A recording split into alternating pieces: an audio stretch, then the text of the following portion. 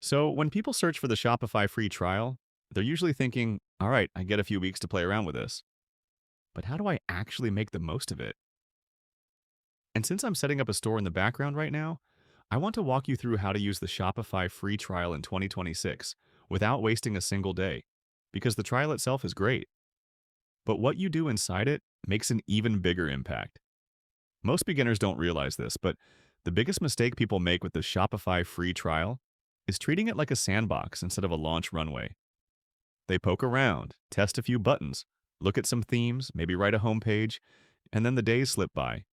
Before they know it, the trial is almost gone, and they haven't done anything that actually matters. I've seen this happen hundreds of times, and it almost always comes from not understanding what the trial is really for.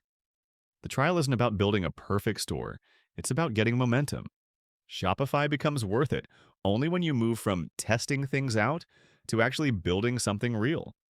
And you can get there way faster than you think if you focus on the right things in the right order. Here's what beginners never realize until they start. Shopify does the heavy lifting for you: the checkout, the mobile layout, the payments, the analytics. They're already built in. You don't need to customize everything. You don't need 20 apps.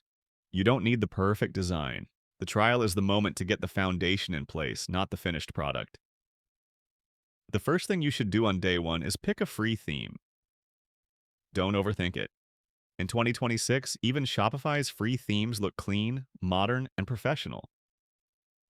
Picking one early is important because it lets you see your store take shape instantly. That visual progress is what helps you stay motivated instead of getting stuck. Then, and this is what most people skip, add your first product or at least a placeholder. Not because you're ready to sell it yet, but because a store without a product feels like an empty room. Once you see how a product page looks, the whole store starts making sense. You understand the flow, the layout, the structure. Everything becomes easier after that. Next, spend a little time on your homepage. Not a designer's version of a homepage, just a clear, simple one. A headline, a product section, maybe a short description of what your brand is about.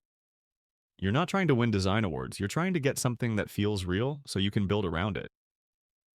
The part nobody talks about is how important Shopify's built-in tools are during the trial. The analytics dashboard, the abandoned cart settings, the automated emails. You get to test all of that before you ever pay a dollar. Most platforms don't give you that kind of experience on day one. And once you see how much Shopify handles for you, it starts to click why so many people stick with it long term. Another thing beginners misunderstand is the pricing.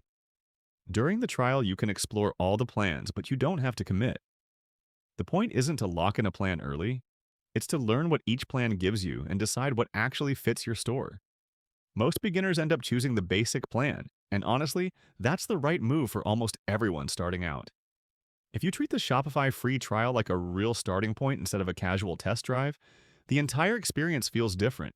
You feel momentum, you see progress, and you get clarity on whether Shopify is the right platform for you, which is the whole point of the trial in the first place.